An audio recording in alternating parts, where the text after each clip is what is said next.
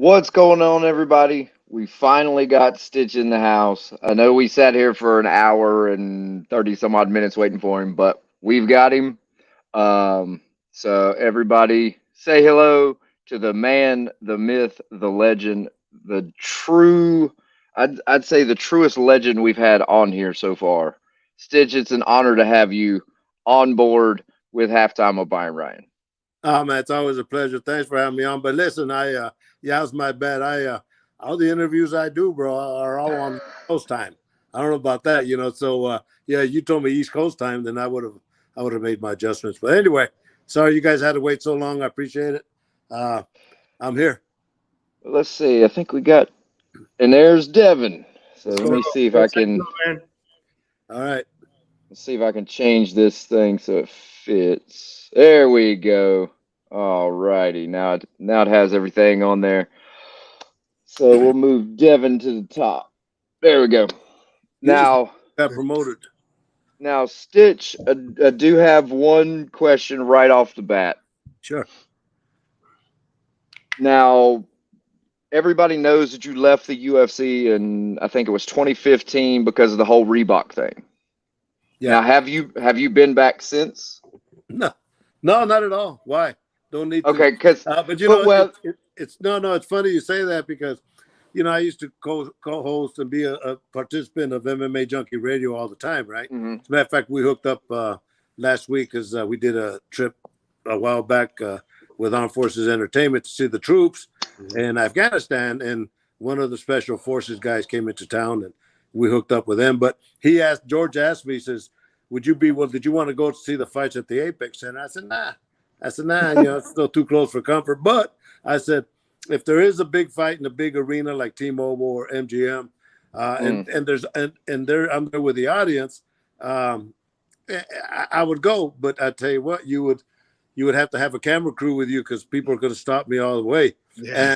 And it's funny you bring this up because it's been 8-9 years, and people still stop me all over the world, and still associate me with the UFC till this day. Hold on, let me post this. You can go ahead and talk, Devin. I'm just posting that we got him. No, we were chatting earlier, Stitch, and thank you so much for jumping on here. I've been watching fights, for years, and obviously, so we were talking earlier about like the Mount Rushmore. We lose them? Wait, shit. Hold on. Oh man. I still hear you. It's just your camera went down. Oh no. Ah, he'll be back. He's got the link. Jesus Christ. We get him, and then he loses it, and there he's back. There he goes. This thing popped up. I'm not good at this computer stuff. Anyway, I'm sorry. Devin, go ahead, man. You're at this. So we were talking about this because, I honestly believe that we've seen an evolution in boxing and MMA and just the fight game as a whole. Because I'm in my 40s. My dad's one of the original partners with Fight TV. So I'm watching the game change, and it's almost like we were trying to talk about who's the top names in the game right now, and Ryan had me do a Mount Rushmore, and it was like, man, that's a hard question, but it was for me, the most imposing fighter that I ever got to watch live was Mike Tyson, just because he had people beat before, and I kind of wanted to ask you, having watched the game and having watched fighting change so much over, who's doing it today that you would consider to be potentially a legend, 10 years from now when we're talking? Is there anybody that's legendary status right now? That's a good question. And there's guys that are building themselves. Shakir Stevenson, Devin Haney. These guys are. Devin Haney's a monster. They'll be, the young up and coming crop, right? Mm-hmm. But guys that are up there, I work with Jared Anderson, the young heavyweight from Cleveland. He's upcoming personality. Xander Zaya from New York by way of Puerto Rico. He's an outstanding young fighter. So you're right. It's a whole generation of young fighters. And, you can see that evolution where the veterans are going out and the new guys are starting to take over. But, those guys for sure. And I remember, so some of the bigger names when I was growing up, because Ryan asked me, who are the best fighters that you ever saw? And my top four was obviously, like, I love Sugar Ray Leonard. I thought Sugar Ray was insane. But then I had Tyson, Lennox Lewis, and being from Atlanta, Evander Holyfield. Yeah. So I thought that, I just wonder, is there going to be, because growing up the heavyweight division, it was either the heavyweights or the middleweights. So, but like now it's almost like, and I didn't even include names like Roy Jones Jr. or Canelo. Klitschko. Yeah, we threw in the Klitschko brothers because they were around for forever. But I just remember how good Lennox Lewis was, and I also remember how, like, is there going to be a heavyweight division like that, or have we seen, or was that like the Renaissance days back in the 90s? Wow, that's a good one. Yeah, and talking about the Klitschkos, I worked with both of them, and Vladimir and Vitaly Klitschko, right? And that was, that was the last of the era of big heavyweights, right? And whether you're going to see that kind of surge again, I mean, I don't know. I could probably maybe name three good young heavyweights, like at the same level as Jared Anderson, that will migrate up to the higher levels. I don't know of many more. So I think that era with the Klitschkos, with Lennox Lewis, with Holyfield, Riddick Bowe, Mike Tyson, all these guys, those were fun times, bro. Those are true boxers as opposed to like just punchers. Because I think now you've got like Deontay Wilder as a haymaker thrower. Nothing against him, but it's like he's just looking to load up and hit you with that right hand. Yeah. Whereas it was like we were talking earlier about Tyson Fury. Doesn't look the part, but maybe the best rope-a-doper since Muhammad Ali. And it's funny you say that, because when I started working with him on the second Deontay Wilder fight, first day I met him, I walk into Top Rank Gym here in Las Vegas, and we shake hands and go through the movements. And I said, man, I just want to let you know that when Vladimir fought you, you look at Vladimir's body figures like Adonis, right? Disciplined, Eastern European. And you look at a Tyson Fury that's a little out of shape, right? We're looking and we're thinking, fuck, man, how did Vladimir lose to him? I'm telling Tyson this. I said, we couldn't understand how Vladimir lost to you until I saw you fight Deontay Wilder. And at that point, I realized that you were an excellent fighter. And your style of fighting, you're talking about the defense. His defense is you can't teach anybody you can't teach nobody how to fight Tyson Fury, and you can't teach any heavyweight to fight like him. It's just Floyd Mayweather. You can't teach anybody to fight like him. It's natural. Same thing with Tyson Fury. And we were talking about that earlier. Like Floyd was never, even with that record, I don't even remember him being a big time like knockout artist. It was always the counter punch, the stick and move, and the ability to duck around the punch. That's why he was able to do what he did against Pacquiao and able to do what he did against Canelo and De La Hoya. It was more about the movement than it was the power punching. But when he needed to hit you, he could. So that's kind of, I just wonder, is there a fighter that you see, and you mentioned Devin Haney, and Devin Haney to me is that dude. He's that guy. He's got the record. He's the one that can almost carry that undefeated moniker going forward. And you mentioned a couple other names, but I don't know. I think with the emergence of MMA, we've seen a step back in boxing, but it started to come back with some of the bigger names these days. Do you still think that MMA has the lead over boxing right now, or are we seeing a rise? And also too in the women's game, like with the Serranos. Well, all the above, believe it or not. But don't forget the social media fights. That's another big plus that's going on right now. Yeah, at sports. That's what's saving boxing over and Stitch. I'm sure since you haven't been in the MMA arenas pretty much since the last time I was. I mean, it's the same thing I told Devin. It's turned into a WWE shit show. Yeah. A bunch of clowns running around talking out of their ass. And I mean, it's like I told Devin, you had the Logan Pauls, the Jake Pauls, the KSIs, and the Degis. So I mean, you had those two families that started the influencer boxing. And like I told Devin, it's a lot of those wannabes that tried to follow after them. It's really still KSI, Jake, and Logan are really the only guys that can pull that type of number. And then you've got like a Dylan Dennis that really the only way he's getting that attention is pulling that WWE. Let me yap. Let me pull a Conor McGregor and chirp because he doesn't have the same name recognition as Logan. But if you look at those guys, for me personally, Logan is probably the least boxing guy. Um, Jake would be the next least boxing guy because, as Devin said earlier, Tommy Fury is probably the weakest boxer he could have drawn, and Tommy chopped him up. KSI is the guy that personally I see that has the actual makeup that could excel as long as that's the thing that he wants to do. KSI is one of those, he wants to be a rapper, he wants to be a influencer, he wants to be a boxer. If he picked one thing, KSI would be a badass at it. But he just loads up and tries to throw those kill shots. Like that's the one thing that. But they kill. Well, yeah, but so it's one of those things like with the influencers and shout out Triller Fight Club for that, bringing all those fights on. But is that a sign that and I really wanted to ask you because you said you work with Tyson. What are your thoughts on the fight that was just announced October 28th? It's going down in Saudi Arabia with Francis Ngannou. Well, that's another one of those type of celebrity, good exposure.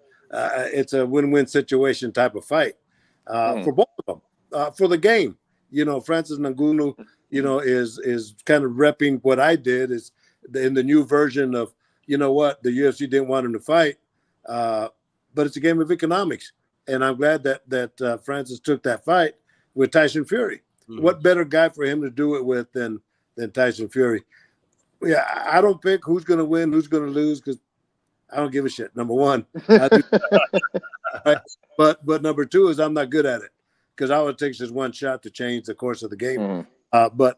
But for the entertainment value, I think it's excellent. And you're talking about KSI and Logan Paul and Jake Paul. Well, I worked with KSI when he fought Logan Paul. He came here to Vegas and he trained with us for 6 weeks. And like Michael B. Jordan and Creed 3, once they sat down and I started wrapping their hands, they were fighters. And I talked to a fighter and they responded.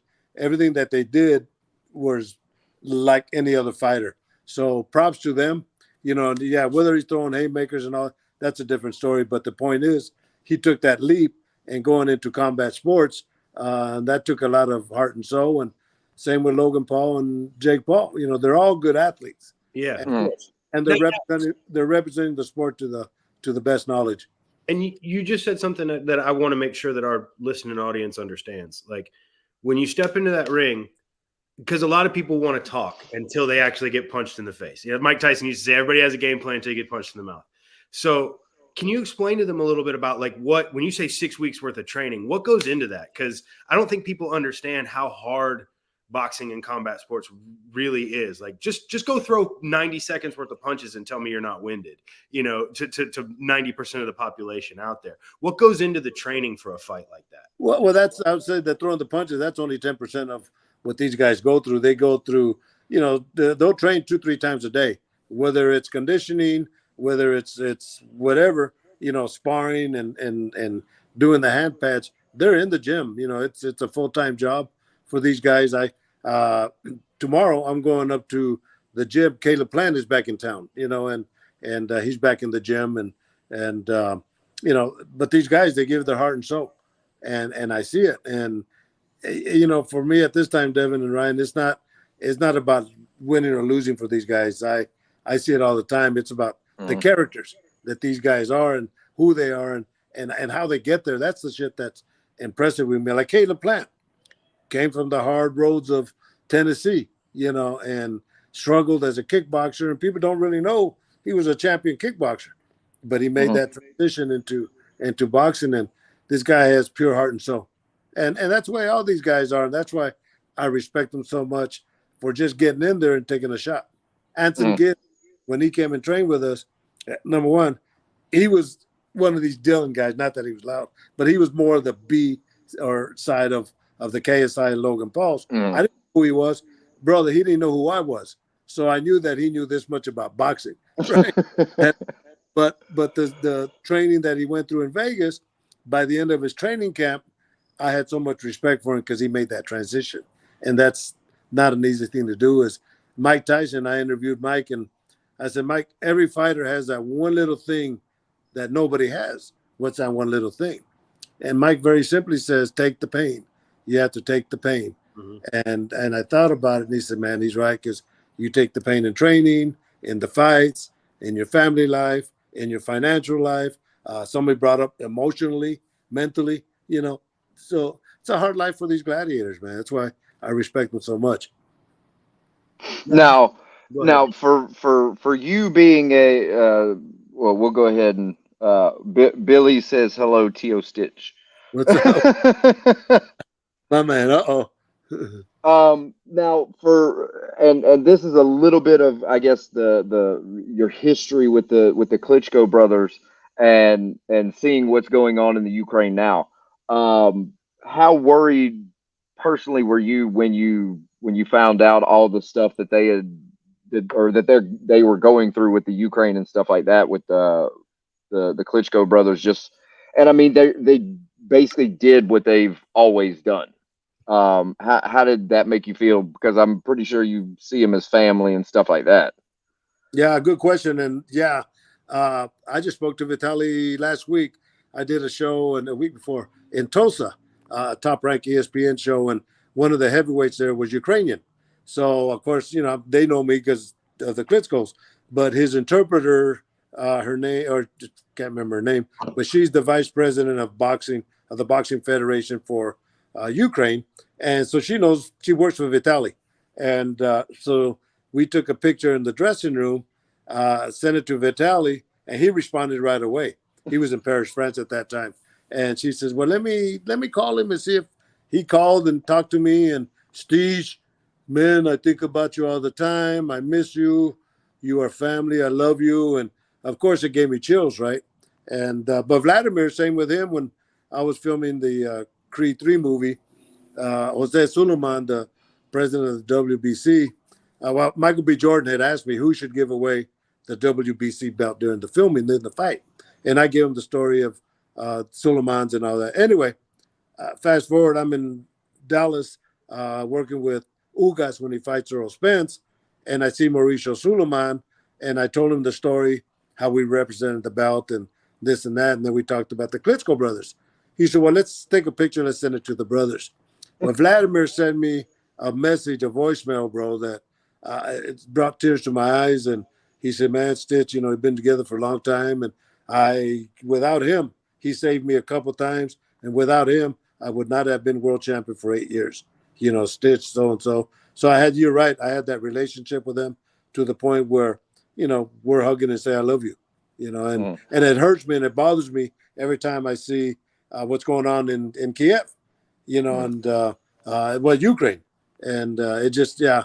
But I think about him all the time, bro. Good. Thanks for asking. In your opinion, who was the better fighter? Vitaly. Vitaly was the beast.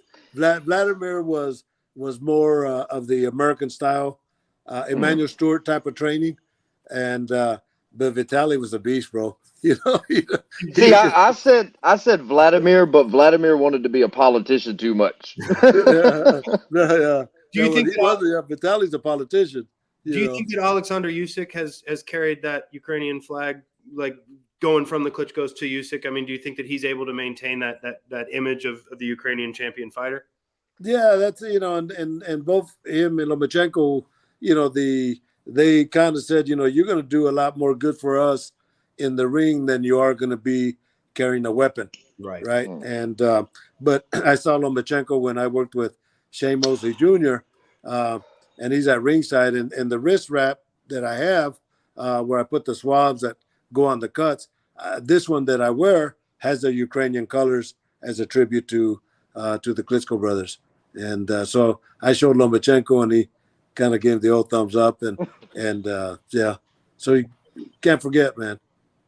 So we always do this thing here where we talk about like the Mount Rushmore, like who's your top four, like if you had a boxer, like I said earlier. So I want to ask you, like, who are the four best fighters you've ever personally worked with? Bro, I can't give it to you. I don't know. Too many. Too many. Now if it's not so much, it's more of stories. Okay. Okay, so let's go into MMA, right? So MMA, I tell you, well, one of the best fights I ever saw, I was involved in, was Please don't say Rory.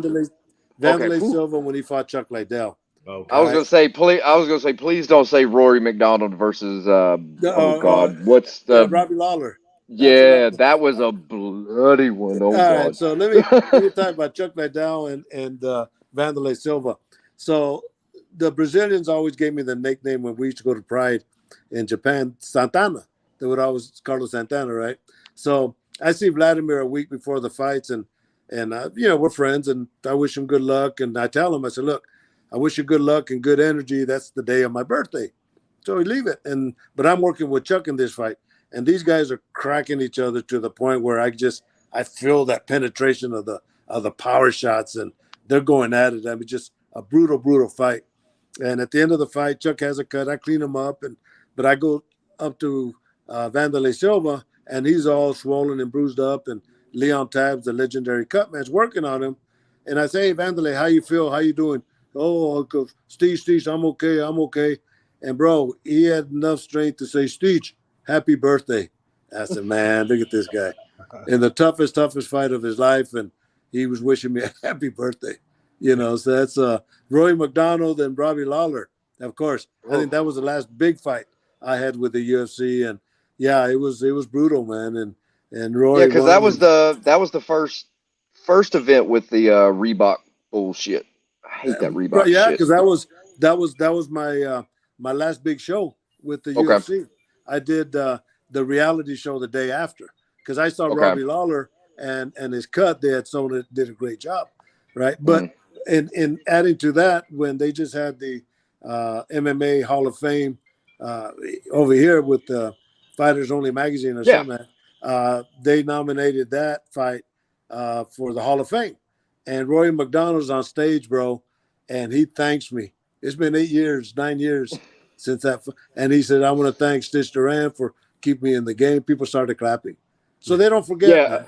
I mean, for me, because that's the fight week that I met, I met you that fight week. I finally met George and Goes and Billy and all the junkie guys. And we were in I think it was maybe like the 7th row, because Glenn Robinson from the Black Zillions, he gave us tickets. And I have never been more afraid that a fight was going to have crime tape around it than that one. But after seeing Rory afterwards when he went to like Bellator, you could tell that fight took years off of Rory and Robbie's career. That, I mean, honestly, they can't get it back, but you could see it took years off of their career, just that one single fight. Yeah. Granted, Conor fought in that thing, and I hate Conor McGregor. I think he's a prick. What's the worst you've ever seen, or what's the worst cut you've ever worked on? All right, well, Jay Haran, when he fought Jonathan Goulet, right? This was at the Hard Rock here in Las Vegas, and Jay Haran's so proud of this. But this is the bloodiest fight I've ever worked in my whole entire life, to the point where there was so much blood that I got nauseated. But what had happened is Jonathan Goulet gave Jay Haran a knee right here in that big vein that we have coming down. The cut was only about this big, but it severed that vein, and it just poured out. They both, they're grappling, and the bell rings, and I'm working on Jay, and I'm cleaning him from the top of the head to the bottom of the feet, and so much blood. I tell you, I just got nauseated. But Mark Ratner, the commissioner at that time, and the doctor, Stitch, what do you think? Can you stop it? I said, yeah, I can. Clean him up. And so I have the mixture of Vaseline and the adrenaline chloride 1000 medication we put on the cut. And I put that as a final topical, and I did a great job, but it penetrated like they just like busted a dam, and they just continue to bleed, and they stopped it. So that ring mat is at Randy Couture's gym. So Jay Haran is he's part of my history and part of his history. you know. And so that's it. And then I'll tell you, Fedor Emelianenko, right? Had him. I met him in Japan for Pride and got to wrap his hands. And you know, he's not saying much, and I like talking to these guys. And he's yes, no. And finally, I wrap his hands, and I say, okay, how do they feel? He goes, looks at his hand. He says, super, bro. That's all he said. Deep and conversation right there. Totally deep conversation if you get something other than a yes or a no. No, that's what I'm saying. Super. If I lose it, hold on. Okay. It's all good, brother. Yeah, so anyway, but after that, every time when he came on the UFC and on Bellator, I was the guy to wrap his hands all the time. And the last time I worked the fight with him was in San Jose, and I drive in from the airport, and he's in the lobby with his team, and he comes up to me and gives me a hug, and that's a lot, right? And he says, "I have sweats for you." So he sends a guy up to his room. He brings back my sweat, the team sweats, and he has my name Stitch on the front and Stitch on the back, bro. Nice. And my granddaughter's in town right now, and she brought it out and she says, "Dad, can I have this?" I said, "No, not that. That just it's priceless. I'm not gonna wear it." But the point is, he thought about me when he had these done when he was in Russia. That's the storylines, bro. It's not win or lose or win or lose. So now, did you work the BJ Penn versus Diego Sanchez fight? When Diego just got bloodied to all. I think that one may have been in. I think it may have been in. Yeah, it was in Vegas. Yeah, chances are, bro, so many. But one I remember is BJ Penn fought Joe Stevenson. And this was in England, right? And same thing. Joe ended up with that same cut and bled like a pig. And I was working with BJ Penn. But then his coach told me after the fights, he says, "Yeah, he was saying, where's Stitch at? Where's Stitch at? Well, shit, I'm in the other corner, right?" so that was a compliment within itself.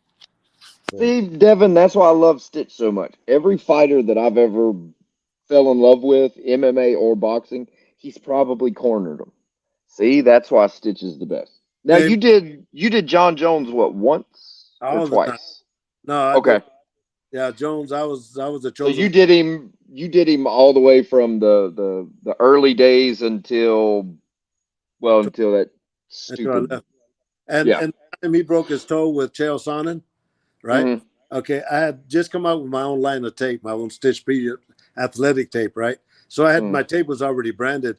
And when he broke his toe, if you remember that, it's kind of pointing this way. It's kind of pointing this way, right?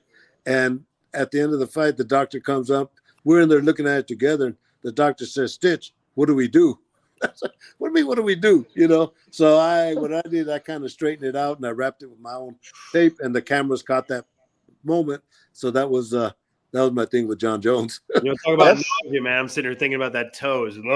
Yeah. I don't think I've seen, like, since the Stitch Premium came out, because when and Billy said it was Vegas. Well, it wasn't the Twin Peaks. It was the Mandalay Bay Sportsbook that year for the Lawler fight. But you were wrapping everybody's hands and stuff at the junkie gathering at the Mandalay Bay. Oh yeah. And ever since then, every like local or regional or something like that, ever since then, I've seen pretty much every local fighter, regional fighter, like Access TV guys, stuff like that. They all had Stitch Premium hand wraps. And I was like, good God, everybody's got that flipping tape. Yeah, Canelo uses it. Michael B. Jordan let me wrap his hands with the Stitch Premium tape. I had to sign off on it. It was, they showed me that much love. And yeah, Canelo uses it. And, Michael B. Jordan, it's in the Creed movie. And so, yeah, but it's good. It's designed by me. Of course. It's good. Now, real quick, the war tape, I helped them out until they burned the original guy. And I said, "Nah, fuck it, man." I said, "I showed them everything they know, but not everything I know. So my tape's a little bit better." What's the best boxing venue? Like Madison Square, MGM Grand? Like, what's the best place to catch the vibes at a fight? Man, anywhere, bro. You know, I wrote a book called From the Fields to the Garden. Growing up as a farm worker, the fields, and my goal was to make it to Madison Square Garden. I've been there many times for both boxing and MMA, and but that has a special, unique thing because it's the garden, right? But the venue I like that's easy to work with is at the Mandalay Bay. You know, it's easy access and to get to the ring and to get to the dressing rooms and all that. T-Mobile here in Las Vegas, I get lost all the time. You know, it's so big. We need to get you to Atlanta at Mercedes-Benz Stadium for a mega fight. Like I think. No, that'd be cool. And that's what we did Creed 3 at. I had a blast in Atlanta. Had a blast, man. So can't wait to go back. That would definitely be a spot. I got Ryan some access to when Atlanta United was playing Chicago Fire here. So that's definitely a venue that I want to see more title fights here in Atlanta. I think it's.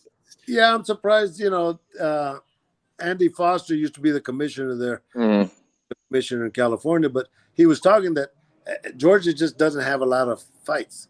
Yeah, and that's a shame. Yeah, because they're the with me being in Charlotte, North Carolina, you used to have like the MMA and boxing commission in Charlotte was normally always, or North Carolina was always kind of like weak. It's non-existent in the state of South Carolina, and Georgia was great when Andy Foster was there, but as soon as he left, it fell off the deep end. Yeah, fizzled out. Yeah. Well, the last big one that I remember us having was it was a Triller Fight Club. It was when Jake Paul knocked out Nate Robinson. All right. Yeah, but the thing is with that one, it's less of an organized boxing commission type thing. It was more of an exhibition. So during COVID, so there was nobody there. It was it was held at the Tabernacle instead of Yeah. God, the Tabernacle, Jesus Christ. Now, Stitch, with you growing up, because like you said in reference to your book, growing up from the fields and going to the Madison Square Garden and stuff. Now, growing up, did you grow up in Mexico? No, where you grew up in? And right in the heart, the Central Valley of California. If you get the map, you fit right in the middle. But I was it's the agricultural capital of the world. So if you ate it, I probably picked it for you. But when I was born, we lived in a migrant camp, right? Okay. And my address is CPC number 12 for the California Packing Company number 12. So I'm deep down in the roots, bro. That's why, I never get where I come from. And I always give back to, the people that I grew up with. When the Creed movie came out, Creed 3, I hold on a second. Bye, baby. I bought 50 tickets and I went back home, and the ones I grew up with in the migrant camp, still about 20, we're adults now, right? And I invited them first, and then of course the family, and then friends I went to high school with. So we went to go see the movie together. And now, did you ever follow any, because this is kind of a football centric type show with the Bayern and Arsenal. Was there a football / soccer team that you followed as a kid or that you follow now? Well, the Raiders. I lived in Oakland. Tell me. Other football. He's talking about the soccer. Sorry, forgot. Yeah, no, but it's funny being Mexican and growing up in the Central Valley that it was agriculture capital of the world. Soccer was we played baseball. That was. Oh, okay. And even to this day, I don't think I've ever kicked a soccer ball. Man. So I'm guessing you're a Dodgers fan then. No. Giants? What? A's fan. A's? Because I'm Mexican, a Dodgers fan. Yeah. Well, I thought like Central Valley, technically that would fall in that area. Giants. I would have pegged you for a Giants fan. Yeah, no, it's more the A's. I used to, they lived when I used to live in Oakland. I used to go see them all the time, and I remember I'd go sneak off of work and go to Laney College and watch the college team play baseball. And Ricky Henderson would be there, watch the same game. That was when they were good. Damn. Back when they were good. Yeah. So, now you can have them in Vegas.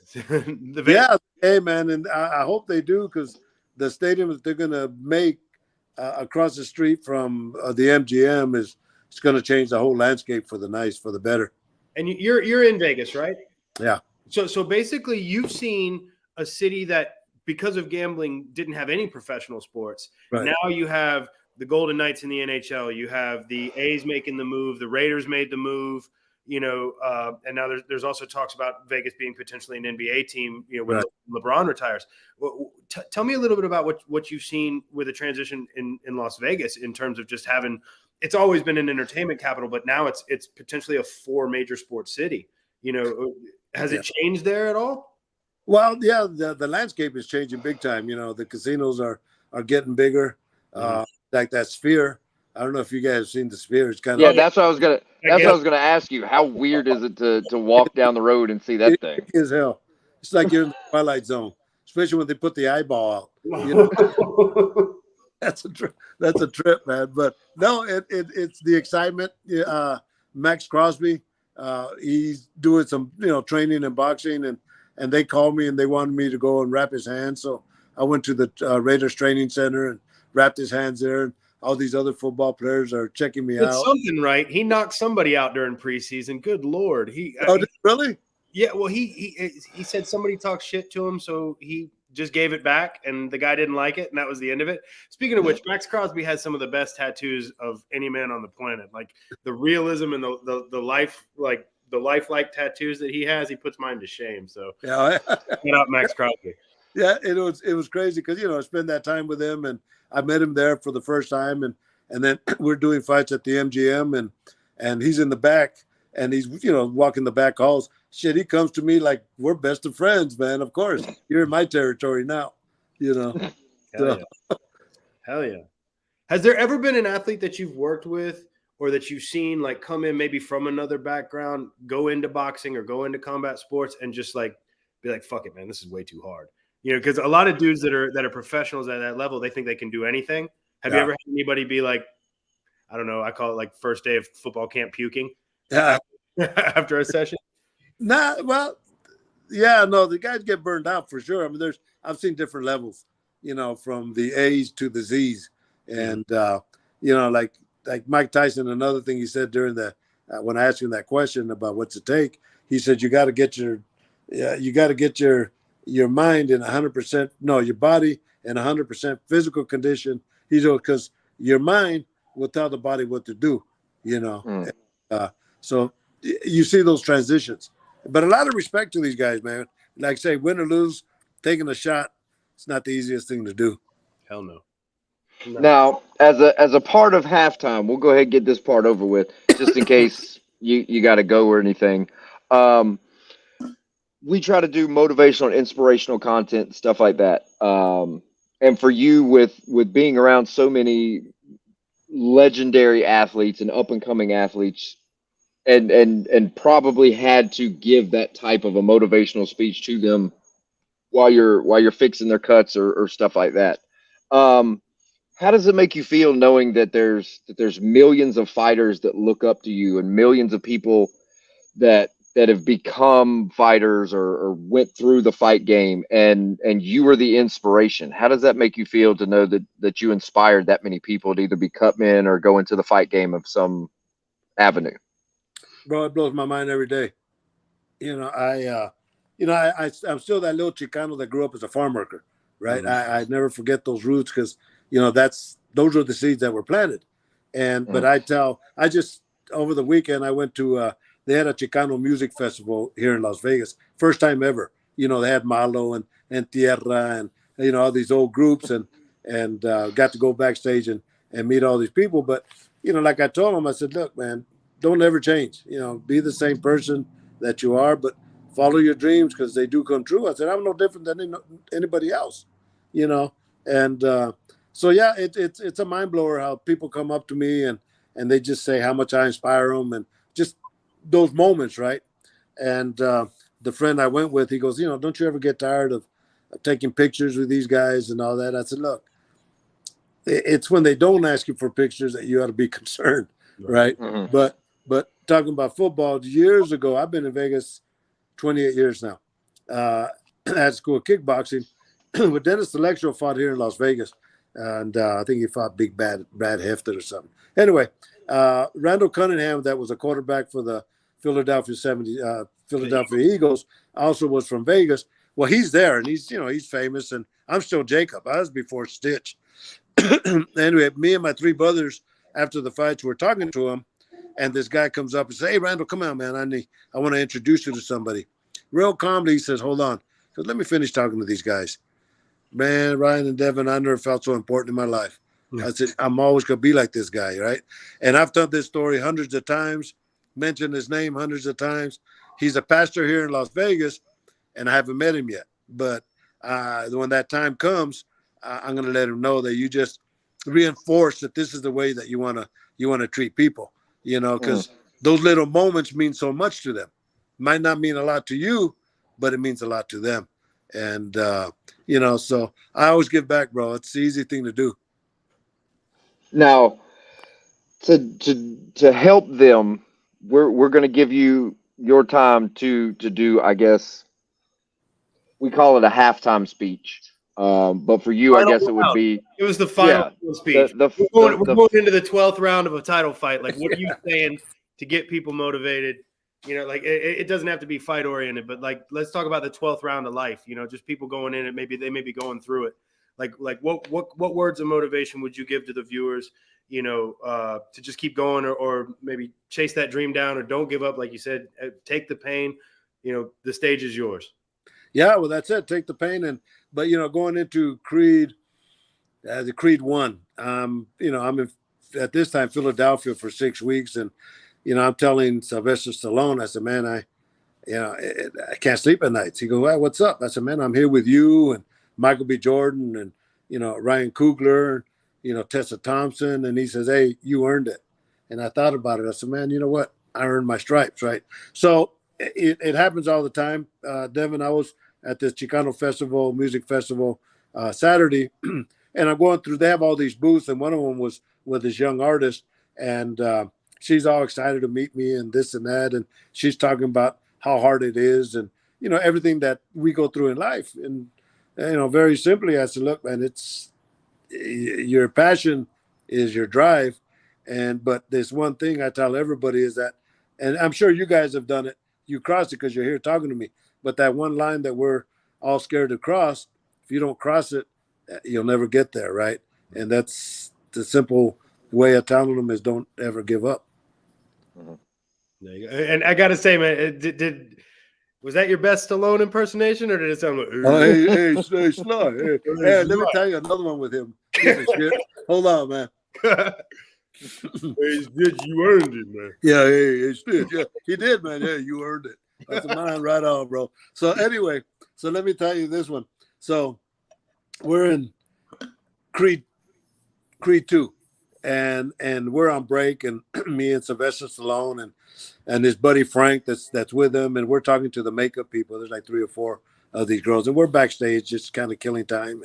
And Frank is bragging about me. Oh, Stitch is this and that, and so and this and that, and he looks like Edward James Olmos. And you guys know who Edward James Olmos is, right? Yeah. And man, about this quick, Sylvester Stallone says, more like Edward James almost, and walked away.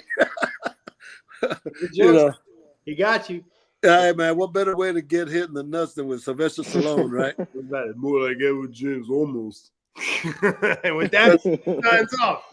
Yeah. But in credit, I got to give him credit because in the script, my name was Marcel. Mm-hmm. And as number one, I didn't know anybody named Marcel, right? So I was like, I'm going to try to figure out how to use my name. But Sylvester Stallone did it. When it was time for him to introduce us to Adonis, the team, he says, oh, this is Stitch, the best cut man in Philadelphia.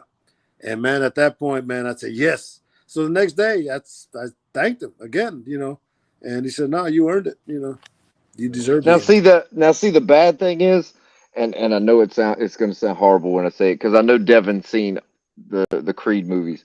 I haven't seen any of them yet. Oh, my God. All right. Oh. See, I gotta go. Hold on, but he's got to go. He's got to go.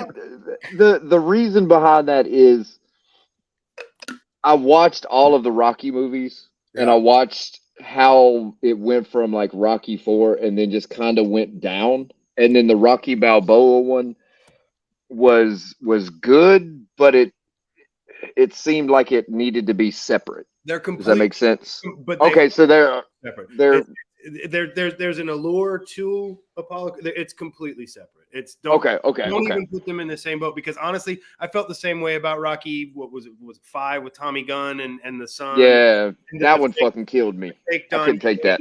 Like that was that. Don't even put those in the same ballpark. Creed 1, 2, and 3. Very, very.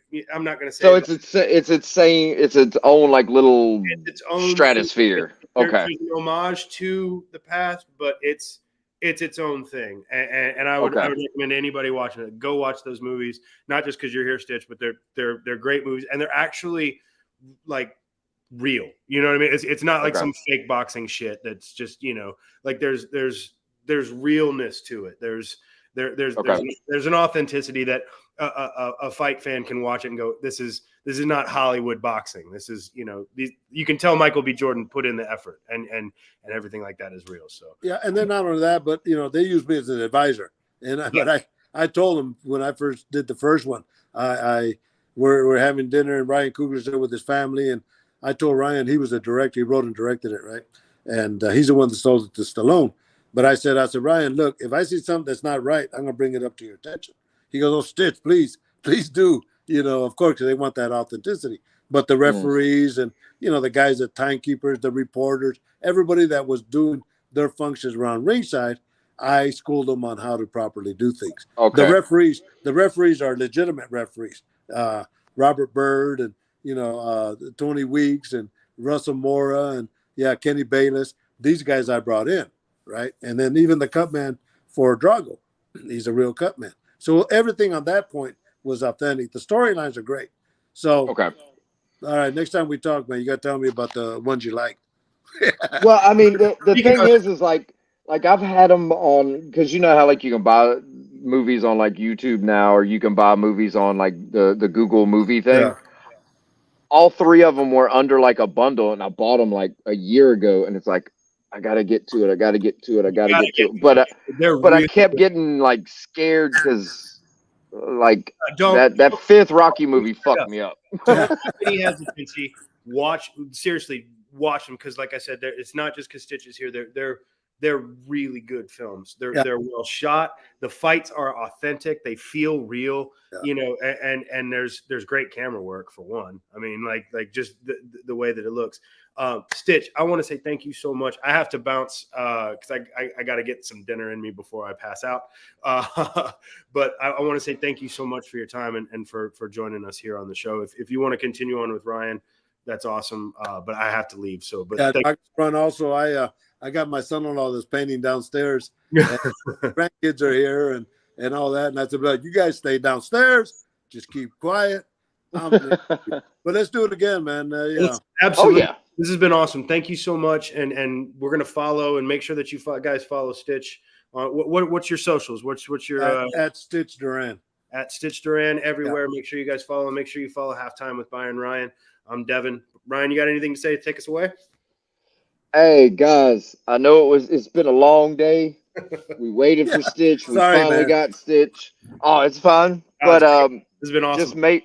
I'll make sure. I know I failed all the fight fans that are watching right now for not seeing those movies, but I promise I will watch those movies, and I will make sure that Stitch knows that I've watched those movies. Thursday, we're gonna have Byron Ryan's review of all 3 Creed movies because he's got nothing better to do for the next 3 days. Well, Thursday, Thursday we've got George and Goes on. They're coming on here on Thursday. So yeah, I will make sure I do a full rundown of the Creed movies for George and Go. They're not going to know what the hell I'm talking about, but they can get over it. Hey, so listen, but also before, and when we do it again, I'd love to chat with you guys again. But here's the route that I want to do. Right, I'd like to do.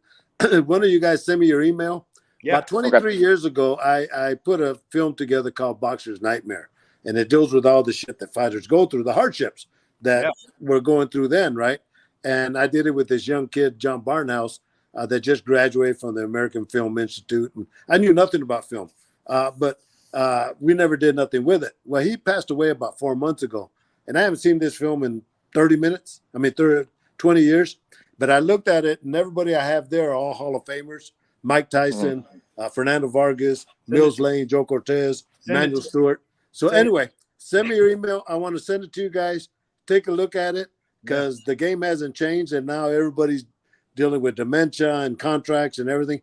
I talked about that 23 years ago. So maybe we could discuss that and see how we could improve the game. Yeah, and also as a producer and director myself, like I'm more than happy to see who I can get it out to. And like I said, I have connections with Fight TV, so we'll see if we can't get that a larger audience. Well, as you look at it, here's what I want to do because I'm talking to some other people, but look at the film. This was 23 years ago, bro.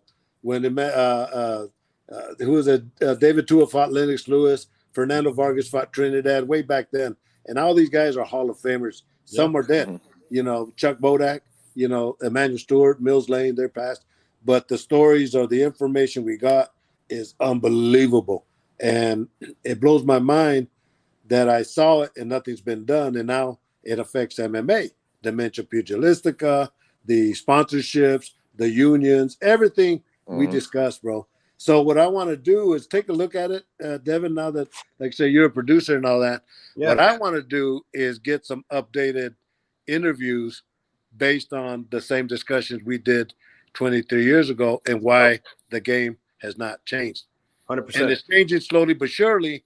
You know, with fighters now are with the ABC, the Association of Boxing Commission, as panels for making decisions for fighters.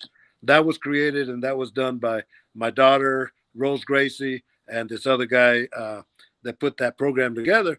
But there's movements. Jake Paul is starting to make mentions of helping these fighters. And this right here is the Bible of how it should be done.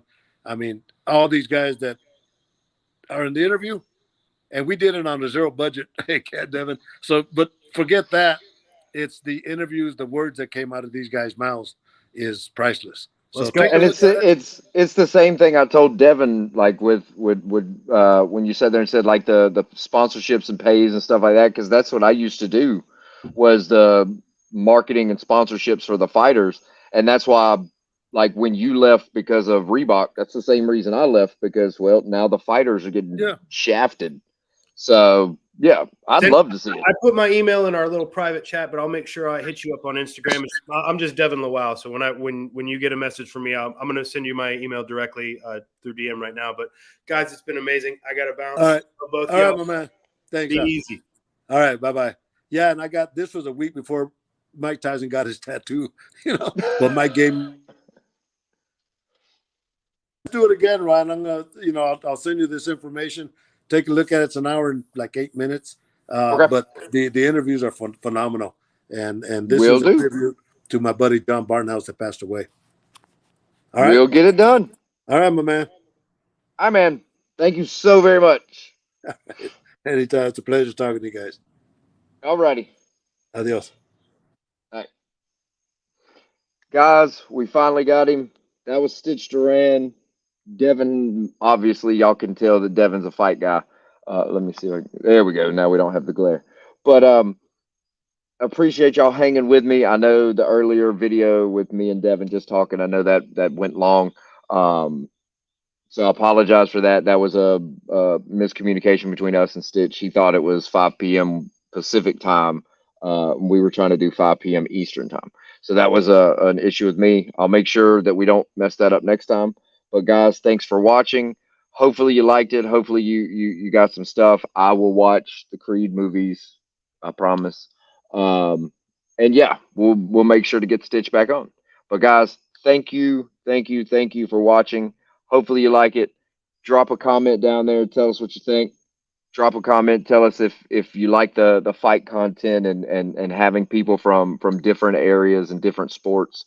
That's something that me and Devin have been talking about possibly doing, is expanding out to other sports and just kind of bringing in motivation from all sides, not just the football community, but fighting and basketball and NFL and track and Olympic sports and stuff. Everything we can get, just so we can get the most for y'all. But thanks for tuning in. Byron Ryan out. Y'all have a good day.